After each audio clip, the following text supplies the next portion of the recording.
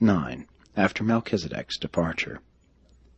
It was a great trial for Abraham when Melchizedek so suddenly disappeared.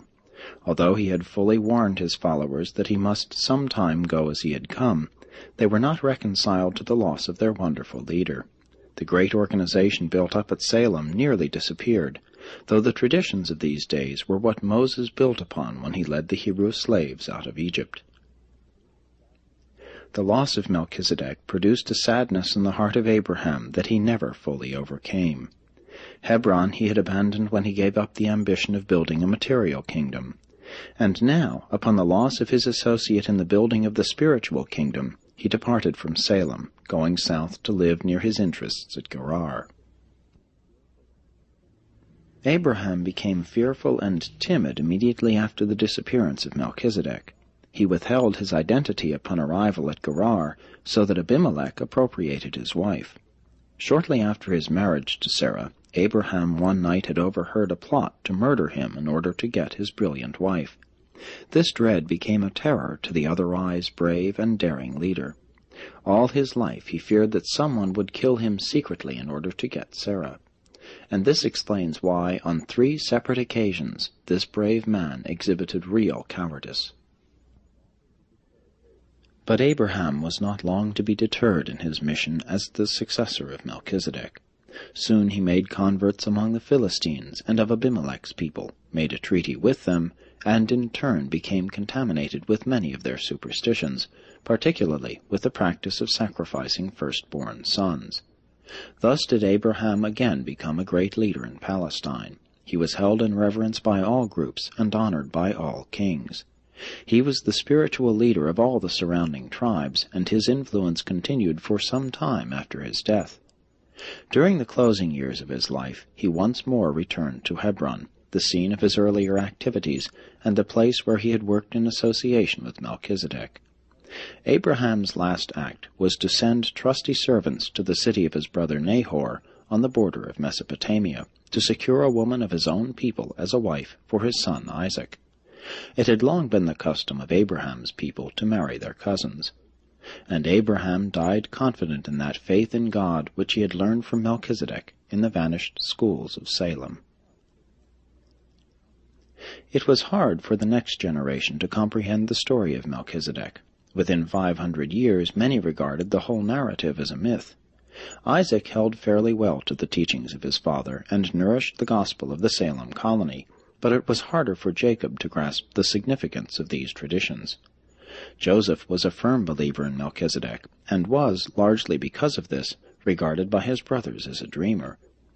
Joseph's honor in Egypt was chiefly due to the memory of his great-grandfather Abraham. Joseph was offered military command of the Egyptian armies, but being such a firm believer in the traditions of Melchizedek and the later teachings of Abraham and Isaac, he elected to serve as a civil administrator, believing that he could thus better labor for the advancement of the kingdom of heaven. The teaching of Melchizedek was full and replete, but the records of these days seemed impossible and fantastic to the later Hebrew priests, although many had some understanding of these transactions, at least up to the times of the en masse editing of the Old Testament records in Babylon. What the Old Testament records describe as conversations between Abraham and God were in reality conferences between Abraham and Melchizedek. Later scribes regarded the term Melchizedek as synonymous with God. The record of so many contacts of Abraham and Sarah with the angel of the Lord refers to their numerous visits with Melchizedek. The Hebrew narratives of Isaac, Jacob, and Joseph are far more reliable than those about Abraham, although they also contain many diversions from the facts, alterations made intentionally and unintentionally at the time of the compilation of these records by the Hebrew priests during the Babylonian captivity. Keturah was not a wife of Abraham. Like Hagar, she was merely a concubine. All of Abraham's property went to Isaac, the son of Sarah, the status wife. Abraham was not so old as the records indicate, and his wife was much younger.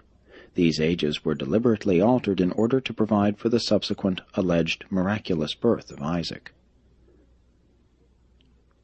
The national ego of the Jews was tremendously depressed by the Babylonian captivity. In their reaction against national inferiority, they swung to the other extreme of national and racial egotism, in which they distorted and perverted their traditions with the view of exalting themselves above all races as the chosen people of God, and hence they carefully edited all their records for the purpose of raising Abraham and their other national leaders high up above all other persons, not excepting Melchizedek himself. The Hebrew scribes therefore destroyed every record of these momentous times which they could find, preserving only the narrative of the meeting of Abraham and Melchizedek after the battle of Siddim, which they deemed reflected great honor upon Abraham. And thus, in losing sight of Melchizedek, they also lost sight of the teaching of this emergency son regarding the spiritual mission of the promised bestowal son, lost sight of the nature of this mission so fully and completely that very few of their progeny were able or willing to recognize and receive Michael when he appeared on earth and in the flesh, as Machiventa had foretold. But one of the writers of the book of Hebrews understood the mission of Melchizedek, for it is written, "This Melchizedek, priest of the Most High, was also king of peace, without father, without mother, without pedigree, having neither beginning of days nor end of life, but made like a son of God, he abides a priest continually." This writer designated Melchizedek as a type of the later bestowal of Michael, affirming that Jesus was a minister forever on the order of Melchizedek. While this comparison was not altogether fortunate, it was literally true that Christ did receive provisional title to Urantia upon the orders of the 12 Melchizedek receivers, on duty at the time of his world bestowal.